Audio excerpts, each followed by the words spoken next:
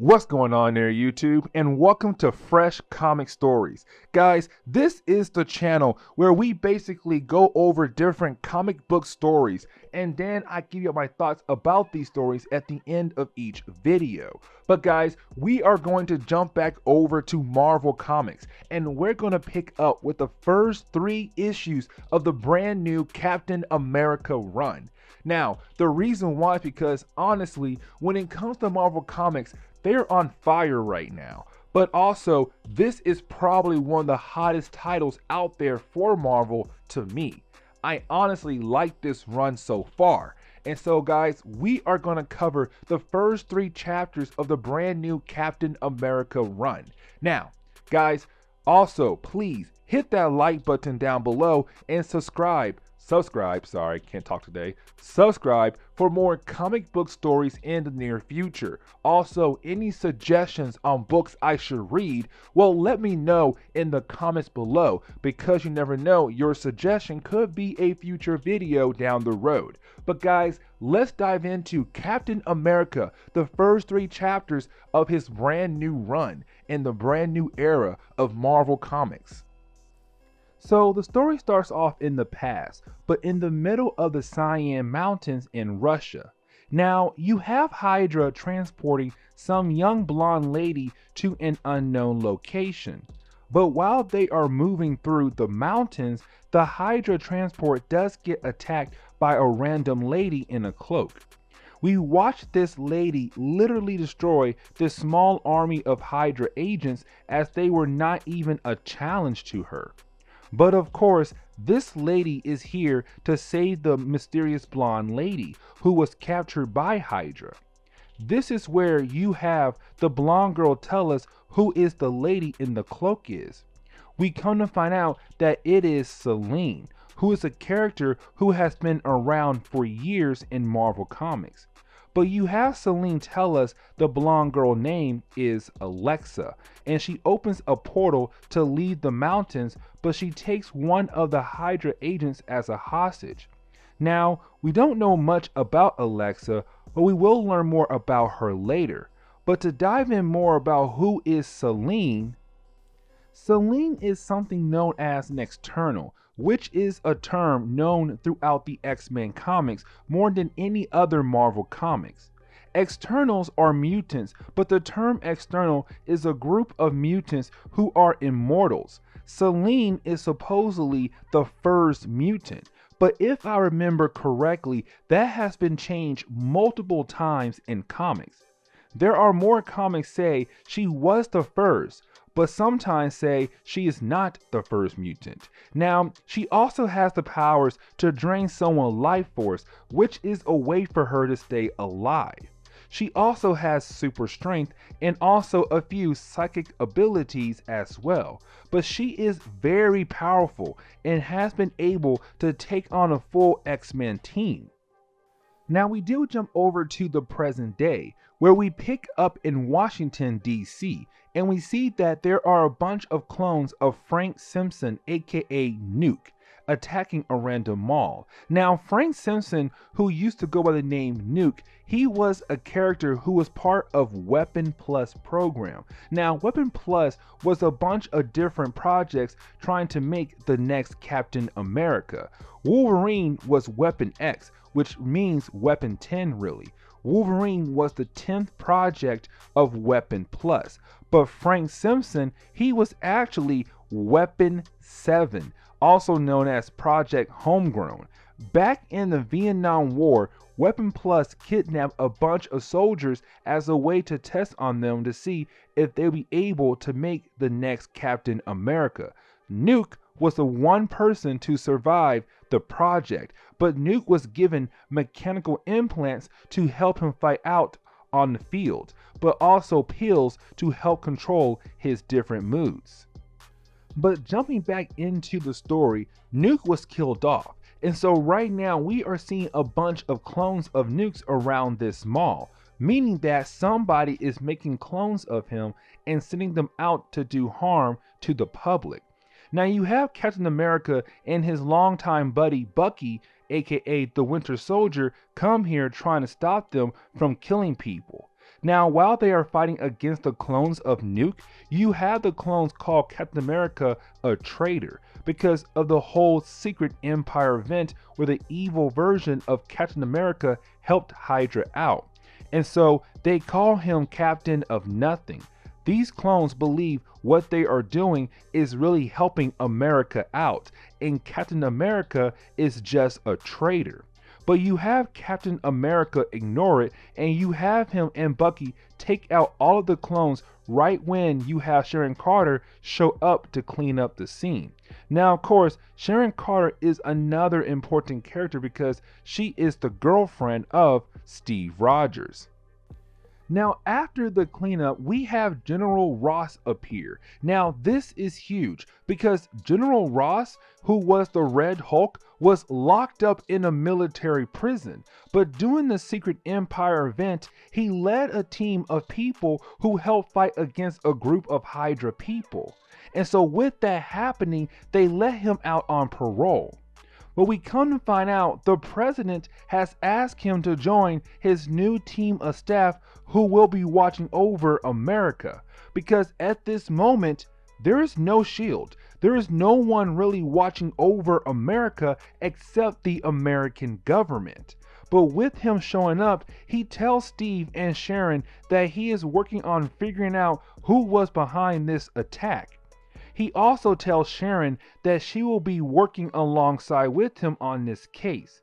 But he tells Captain America that he cannot join because the new clones had American flags on their faces.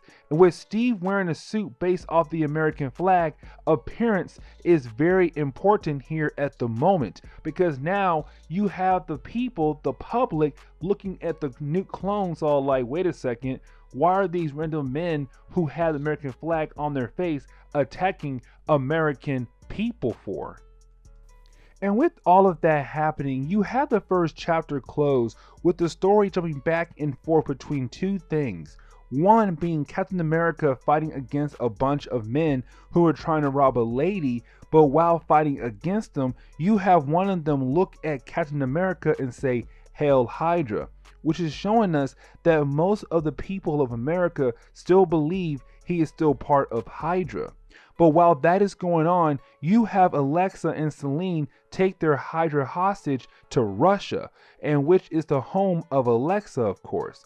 But you have Selene absorb the life force of the Hydra agent to make a statement, which is basically Alexa and Selena saying this is the end for Hydra. But we jump over to the next day, and we pick up in Chicago where more clones of nukes are attacking once again. Now, there has been other attacks over the nation with the clones of nukes, but Captain America has been there to stop them from hurting more people.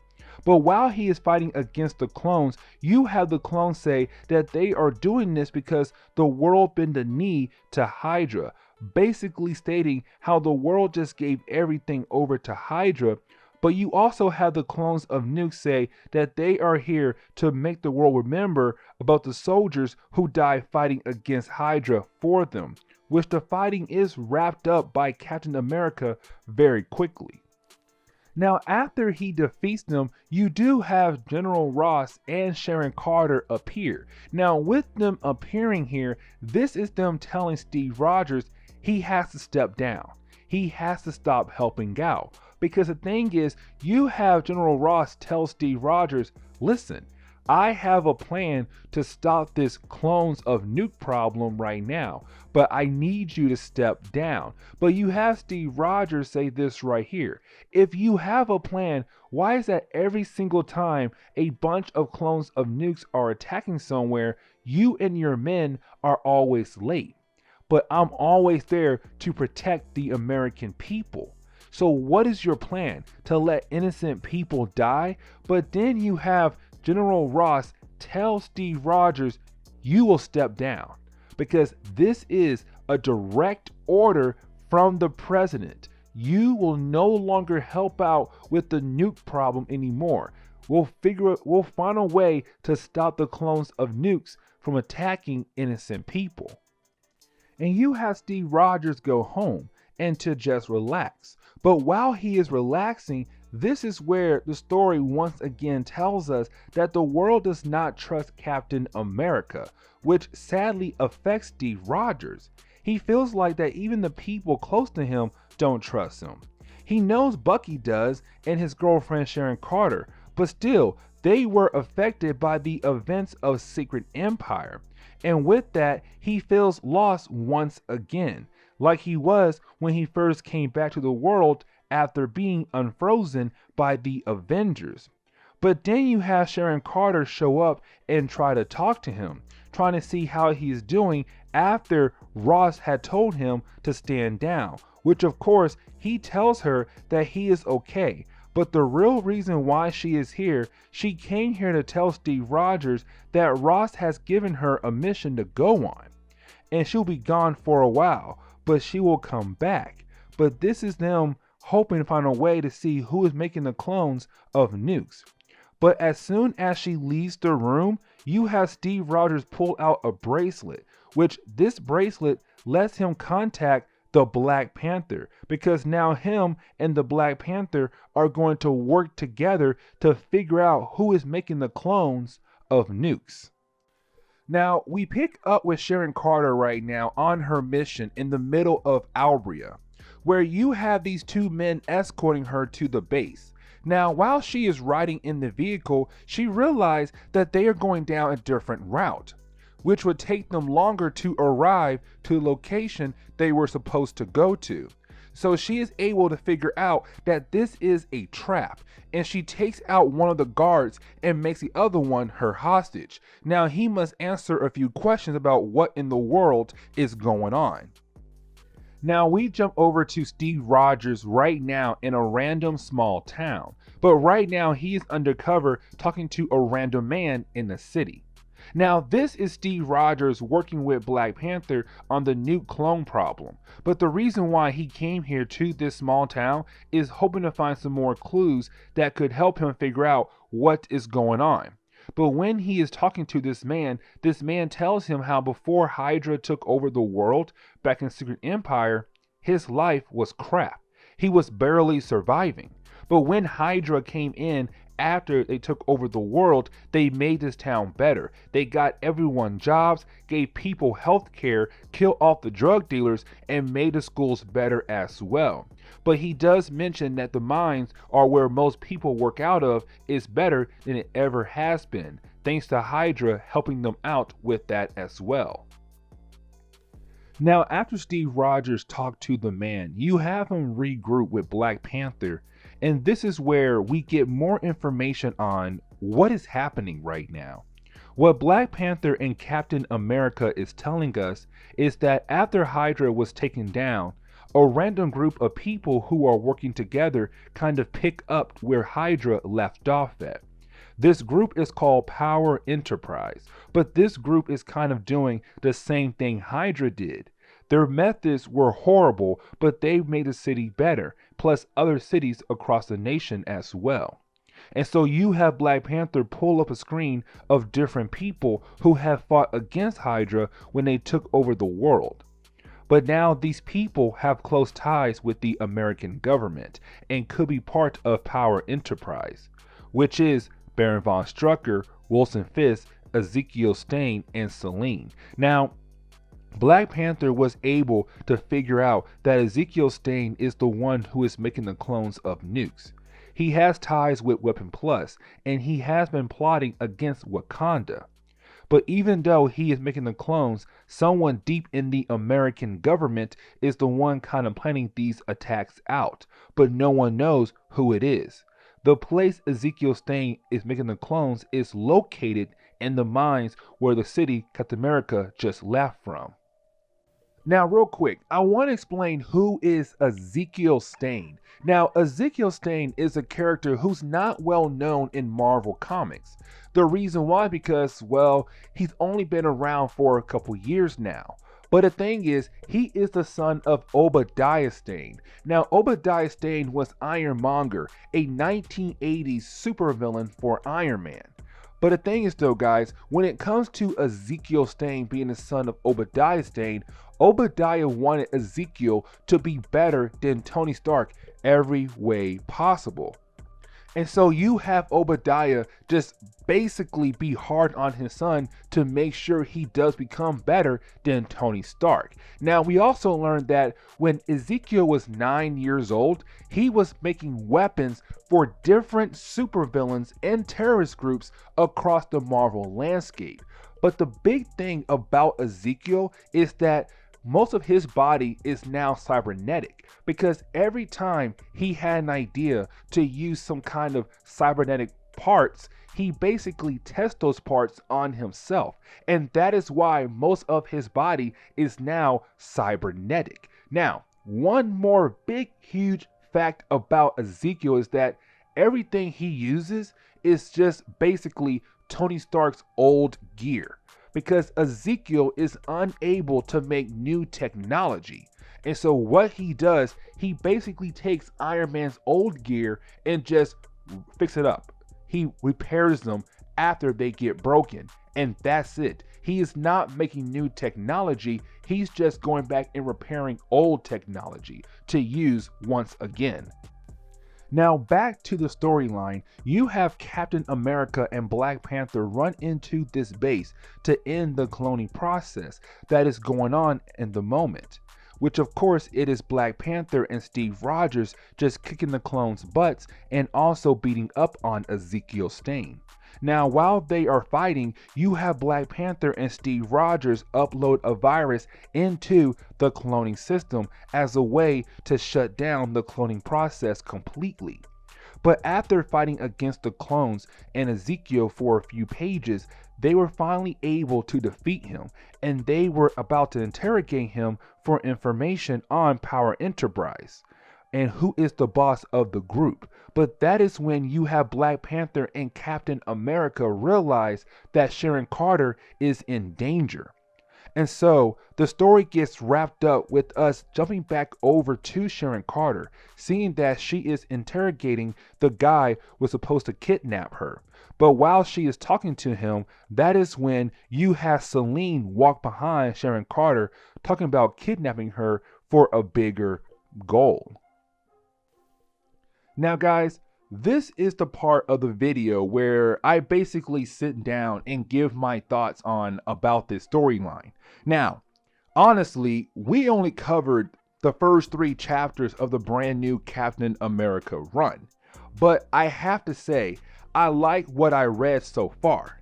Now, the reason why I say that is because this storyline is actually tackling the idea of how the world looks at Captain America after Secret Empire. Now, guys, I know when we had Marvel Legacy, back then, like what, a year ago or 2 years ago now, back when we had Marvel Legacy, there were storylines that were tackling the idea of how the world looks at Steve Rogers after the Empire event. But to me, those storylines did not do a good job. This one is saying, hey, no, we're going to dive deep into this and see how it does affect Steve Rogers every way possible. Because again, the whole world now looks at Steve Rogers differently because of what happened with his evil counterpart who took Hydra and made Hydra take over the world. And that's why I say I like what I read so far. And also, these 3 books are just build up. Like, they are literally just building up to the big bang of this storyline. And the thing is though, guys, we still had action. We still watched Black Panther and Steve Rogers fight against the clones of nukes. We watched the Winter Soldier team up with Steve Rogers to fight against the clones of nukes. And that's why I said I like what I read so far. Because even though you have action, there's still so much dialogue that says, hey, listen, something big is going to happen down the road. The question is though, what will happen? You have to keep following to see what is going to happen. And that's why I like what I read so far. You give us action, but you give us enough dialogue to say, hey, something's gonna come, get ready for it. And when it does, you better be excited for it. Now, guys, I'm going to go ahead and end today's video. So please leave me a like down below and also subscribe for more comic book stories in the near future. Also, any suggestions on books I should read, well, let me know in the comments below because you never know, your suggestion could be a future video down the road. But guys, I'm out of here and I'll see you on the next comic book video. Later, guys.